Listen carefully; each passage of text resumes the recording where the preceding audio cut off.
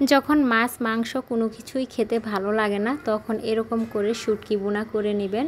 এই শুটকি বোনা খেতে খুবই টেস্টি। তার পাশাপাশি আমি আবার এখানে ভেন্ডি ভর্তাও করে নিচ্ছি। এই ভেন্ডি ভর্তা আমার খুব প্রিয়, তো অনেক দিন ধরে ভাবছিলাম ভেন্ডি ভর্তা বানাবো, তো আসলে ভেন্ডি ভর্তা বানিয়ে উঠতে পারিনি, শুধু ভেন্ডি ভাজিই খেয়েছি।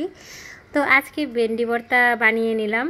তো এই ভর্তাটা এভাবে বানালে খুবই ভালো লাগে। এখানে পেঁয়াজ, শুকনা মরিচ আর সরিষার তেল দিয়ে দিয়েছিলাম।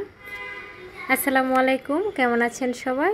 আশা করছি সবাই ভালো আছেন। আমিও আলহামদুলিল্লাহ ভালো আছি। তো সকালে ঘুম থেকে উঠেই বিছানাটা করে নিচ্ছি, কারণ এই বিছানাটা হচ্ছে সবচেয়ে বেশি ইম্পর্ট্যান্ট। বিছানা যদি ঘরে এলোমেলো থাকে তখন আর কোনো কাজ করতে ভালো লাগে না।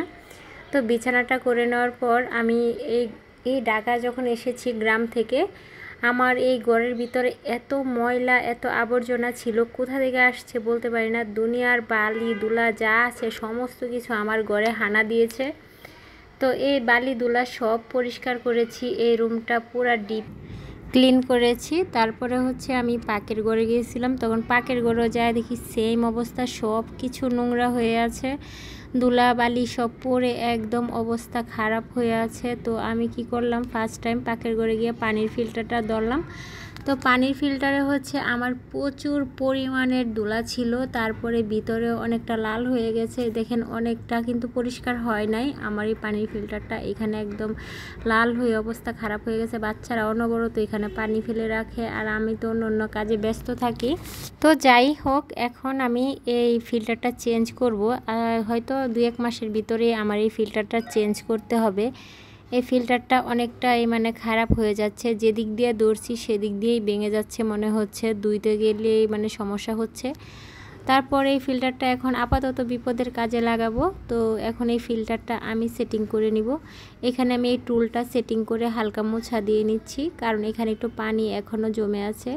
এই যে পানি জমে থাকার কারণে এই ফিল্টারের এই টুল এরিয়াটা একটু খারাপ হয়ে গেছে। তো এখানে আমি সবগুলা একটু ধুয়ে ক্লিন করে রেখেছি। তো এখন আমি এগুলা সেটিং করে নিব। তো এখানে আবার গ্যালান ভরা পানিও আছে। এই ফিল্টার অনেক দিন ধরে পানিও খাওয়া হয় না, এই ফিল্টার ছাড়াই আমরা পানি খাচ্ছি কিছুদিন ধরে। তো এই যে এখন ফিল্টারটা ক্লিন করে নিয়েছি, এখন সবাই ফিল্টারে পানি খাওয়া হবে।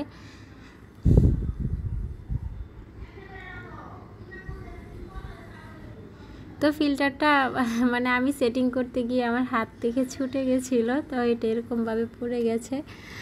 তো আমি এখন ফিল্টারটা ঠিকঠাক সেটিং করে তারপরে আপনাদেরকে দেখাবো। আরও কিছু ধুয়াধুয়ি করেছিলাম আমি, পেঁয়াজ আদা রসুন রাখি, সেটাও আমার নোংরা হয়েছিল, ওইগুলো সব পরিষ্কার করেছি, ধুয়েছি। এখন ওইটাকেও সেটিং করে নিব। প্রথমে আমি আমার তরকারি ছিল চুলার উপরে, তো সেই তরকারিটা আমি একটু গরম করে নিচ্ছি। রাতে যখন খাওয়া হয়েছে তরকারি তখন গরম করে রেখেছি, আর কুরবানির ঈদের এই গোশতগুলো যদি একটু গরম করে রাখা যায় তাহলে খুবই ভালো লাগে খেতে। 4-5 দিন গরম করলে গোশতগুলো এত টেস্টি হয়, কিন্তু আমরা কেউই খেতে পারবো না, আমাদের সমস্যা, সবারই অ্যালার্জির সমস্যা। তো আলিফের আব্বু খাবে একা। আমি 5 কেজি গোশত রান্না করেছিলাম, তো সেখান থেকে অবশিষ্ট এতটুকু আছে। তো এর মধ্যে আমি আবার এই যে পেঁয়াজ রসুন রাখি, সেই জুড়িটাও আমি ঠিক করে নিচ্ছি। তো এখানে আমার এই জুড়িটাও প্রায় লাগানো শেষ হয়ে গেছে। তো এসব জিনিস ঠিকঠাক না ধুয়ে রাখলে, না মুছে রাখলে খুবই খারাপ লাগে, নোংরা দেখায়। তো সেই জন্য আমি এগুলো একটু বেশি বেশি ধোয়াধায়ি করি। 1 মাসের মধ্যে 2 বারও ধোয়া পড়ে। তো একে দিক দিয়ে আমার গোশতটা সুন্দর গরম হয়ে গেছে। আমার জানালাটা আটকানো ছিল তখন, এই জন্য অন্ধকার ছিল। পরে আমি জানালাটা খুলে দিয়েছি। তারপরে চলে আসলাম মরিচ বাটতে, আর এই বাটা মরিচ দিয়েই শুটকি রান্না করলে খুবই ভালো লাগে। আর এই শুটকির বোনা রান্না করলে পরে আমার বাচ্চারাও পছন্দ করে, ওরা বলে এই শুটকির বোনা নাকি অনেক টেস্টি। তো কুরবানি ঈদে যারা যারা গোশত খেতে খেতে একদম অতিষ্ঠ হয়ে গেছেন তাদের জন্য এই রেসিপিটা। এই শুটকি আমি ভালো করে ধুয়ে নিয়েছি, কিন্তু আমি মাথাগুলা ফালাইনি, এই মাথার ভিতরে কোনো ময়লা থাকে না। তো ভাবছি যে মরিচ যেহেতু বাটা হয়ে গেছে, তো ব্লেন্ডার করে নেব, শুটকিগুলো যেন কাটা না থাকে। বাচ্চারা খাইলে তো অনেক সময় কাটা থাকলে গলায় ফুটতে পারে, এই জন্য ব্লেন্ডার করে নিয়েছি। এই যে তার মধ্যে কড়াইতে তেল দিয়ে এখানে আমি রসুন পেঁয়াজ দিয়েছি। পেঁয়াজগুলো একটু মোটা মোটা করে কুটে নিয়েছি আর রসুনগুলো কিউব কিউব করে কুটে নিয়েছি। আর রসুন পেঁয়াজ যদি এইভাবে কুটা থাকে তাহলে কি হয়, শুটকির ভুনাটা দেখতে ভালো হয়। পেঁয়াজগুলো একটু আনাম আনাম দেখায় আর রসুনগুলো কামড়ে কামড়ে পরে খেতে ভালো লাগে। তো আমি এখানে ভালো করে এখন ভেজে নিচ্ছি।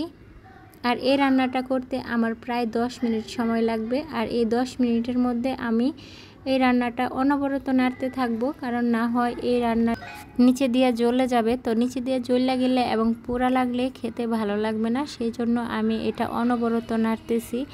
আর যদি শুটকি ব্লেন্ডার করে দেওয়া যায় তাহলে কি হয়, এই তেলের মধ্যে একটু ফেনা ফেনা দেখাবে। এটা চিন্তার কোনো কারণ নাই, শুটকি যখন বোনাটা হয়ে যাবে তখন এই ফেনাটাও কমে যাবে আস্তে আস্তে। আর এটা অনবরত নাড়তেছি, কারণ যদি নিচে দেওয়া পোড়া লেগে যায় তো এই শুটকি বোনাটা তিতা লাগবে, খেতে ভালো লাগবে না এতটা।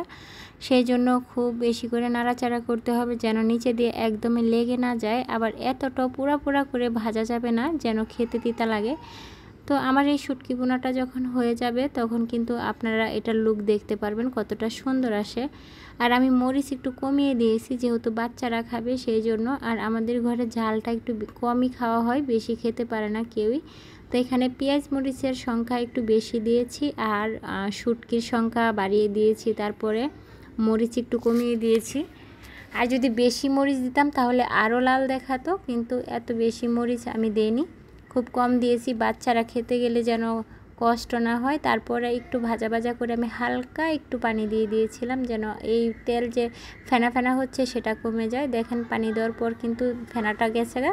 তার মধ্যে আমি একটা লেবু পাতা দিয়ে দিয়েছি যেন শুটকির গ্রানটা একটু ভালো লাগে। লেবু পাতার গ্রানের সাথে শুটকির গ্রান মিলেমিশে খুব সুন্দর একটা স্মেল বের হয়। তো আপনারা এভাবে রান্না করতে পারেন। আর আমার এই ভিডিওটা যদি আপনাদের কাছে ভালো লেগে থাকে তাহলে অবশ্যই একটা লাইক দিবেন আর কমেন্টের মাধ্যমে জানাবেন আর সাবস্ক্রাইব করে আমার পাশে থেকে যাবেন। তো শুটকি ভুনাটা হওয়ার পরে আমি এদিক দিয়ে ভেন্ডি বসিয়ে দিয়েছি। এই ভেন্ডিটা হচ্ছে আমি একটু ভেন্ডি ভর্তা খাবো, অনেক দিন ধরে ভাবছিলাম কিন্তু হয়ে ওঠেনি যে কখন বানাবো, সময়ের ব্যাপার ছিল। তো এর পাশাপাশি আমি আরেকটা তরকারি রান্না করেছি, সেটা শুধু সাইড দিয়ে দেখা যাচ্ছে, কিন্তু এটা আমি পরে শেয়ার করব। এখানে হচ্ছে আমি এই যে ভেন্ডিটা সিদ্ধ হয়ে গেছে, একটু ভাজা ভাজা করে নিয়েছি, তখন হচ্ছে এই ভেন্ডিটা আমি ভালো করে চটকে নিচ্ছি। তার মধ্যে আমি পেঁয়াজ দিয়ে দিয়েছি আর হচ্ছে চিলি ফ্লেক্স করে রেখেছিলাম ঘরে একটু ভেজে, তো সেটা দিয়ে দিয়েছি আর কিছু সরিষার তেল দিয়ে দিয়েছি পরিমাণ মতো। তো এভাবে যদি আপনারা ভেন্ডি ভর্তা এবং শুটকির ভর্তা বোনা করে খান তাহলে খুবই টেস্টি হয় আর হচ্ছে মুখে অনেক রুচি আসে এই জিনিসগুলাতে। প্রতি বছর এই কুরবানি ঈদ আসলে গরুর গোশত খেতে খেতে অস্বস্তি হয়, ঈদের পর থেকে শুধু গরুর গোশতই চলতেছে। তো আর গরুর গোশত ভালো লাগে না, তখন আমি এই রেসিপিটা শেয়ার করলাম আপনাদের সাথে, আপনারাও করে খেতে পারেন। আর আমার এই ভেন্ডি ভর্তাটা খুবই টেস্টি হয়েছিল আর শুটকির ভর্তা তো অনেক টেস্টি হয়েছিল।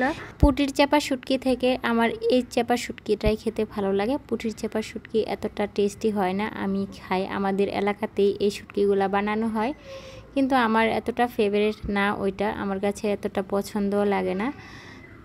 তো এই যে আমার বাচ্চারা ভেন্ডি ভর্তা নিয়ে যাচ্ছে, বানানো হয়ে গেছে, ওরা অলরেডি প্লেট নিয়ে খাড়ায় আছে যে কখন নেবে। তো এই যে ভেন্ডি ভর্তা খাবে আর অল্প একটু আমি রেখে দিয়েছি। আর এই যে আমার এই শুটকির ভর্তাটা এরকম কালার এসেছে। তো আজকের ভিডিওটা এই পর্যন্তই, আল্লাহ হাফেজ।